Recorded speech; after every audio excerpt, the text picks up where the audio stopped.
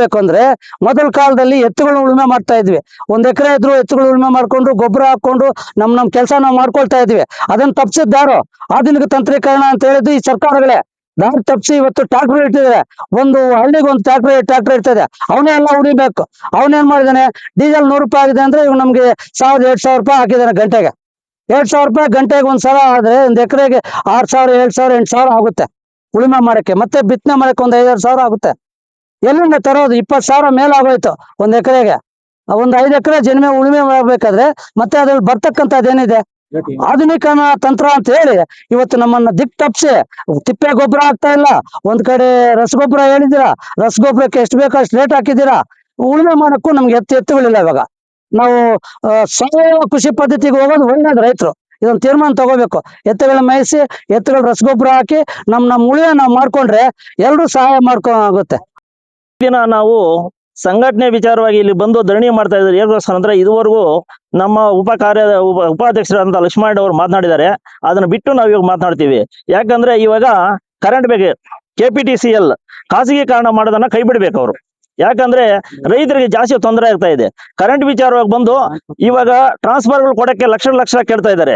ಅದೇ ರೀತಿ ಇವಾಗ ಭಾಗ್ಯಜ್ಯೋತಿ ಅದು ಇದು ಅಂತ ಹಾಕಿದ್ದಾರೆ. ಅದಕ್ಕೆಲ್ಲ ಮೀಟರ್ಗಳು ಅಳವಡಿಕೆ ಮಾಡ್ಬಿಟ್ಟು ಎಲ್ಲ ತೊಂದರೆ ಮಾಡಿದಾರೆ. ಅದನ್ನ ಕೈ ಬಿಡಬೇಕು. ಹಾಗೂ ಫಾರೆಸ್ಟ್ ಅವರು ಇವಾಗ ವರ್ಷನೂ ಉಳುಮೆ ಮಾಡುವಾಗ ರೈತರಿಗೆ ತೊಂದರೆ ಮಾಡ್ತಾ ಇದ್ದಾರೆ. ಅದನ್ನ ಕೈ ಬಿಡಬೇಕು. ಅದಕ್ಕೆ ರೈತರಿಗೆ ತೊಂದರೆ ಮಾಡಿದಿರ ಅವ್ರು ಏನ್ ಉಳುಮೆ ಮಾಡ್ಕೊಂತಾರ ಅದನ್ನ ರೈತರಿಗೆ ಬಿಟ್ಕೊಡ್ಬೇಕು ಅಂತ ಇವಾಗ ನಾವು ಒತ್ತಾಯ ಮಾಡ್ತಾ ಇದೀವಿ. ಇದ್ರ ಬಗ್ಗೆನು ಈ ಮೂಲಕ ಮತ್ತೆ ಇನ್ನ ಮಾತನಾಡೋರು ಇದ್ದಾರೆ, ಮಾತನಾಡಲಿ. ಯಾಕಂದ್ರೆ ಒಂದೇ ನಾವು ಮಾತನಾಡ್ತಾ ಇದ್ದಾರೆ ಚೆನ್ನಾಗಿ ಇರೋ. ಇಡೀ ದೇಶಕ್ಕೆ ಆಹಾರ ಭದ್ರತೆಯನ್ನ ಕಾಪಾಡುವಂತ ರೈತನಿಗೆ ಇವತ್ತು ರಸಗೊಬ್ಬರ ಕನಿಷ್ಠ ಒಂದು 15 ದಿವಸದಿಂದ ಈಚೆಗೆ ಒಂದು ಮೂಟೆಗೆ 500-800 ರೂಪಾಯಿ ಜಾಸ್ತಿ ಮಾಡಿದ್ದಾರೆ, ಒಂದು ರಸಗೊಬ್ಬರ ಮೂಟೆ. ಆಮೇಲೆ ಇವತ್ತು ಪೆಟ್ರೋಲ್ ಡೀಸೆಲ್ ಎಲ್ರಿಗೂ ಗೊತ್ತಿರೋದು, ಎಲ್ಲಾ ಸಾರ್ವಜನಿಕರಿಗೂ ಗೊತ್ತಿರುವಂತ ವಿಚಾರ.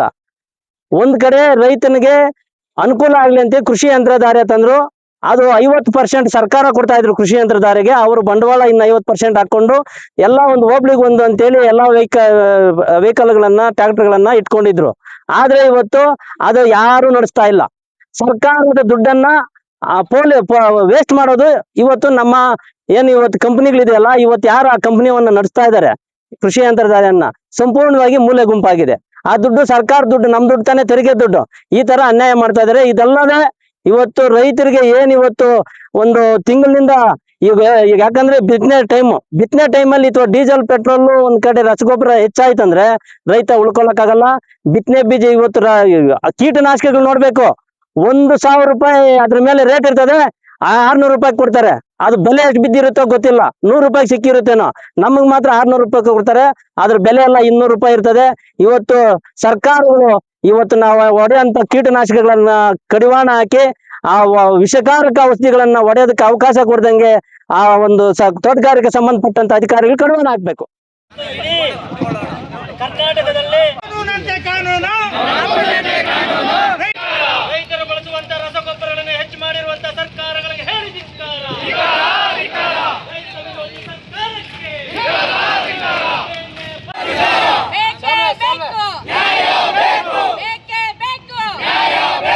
ರೈತರನ್ನ ಬೀದಿ ಪಾಲು ಮಾಡಿ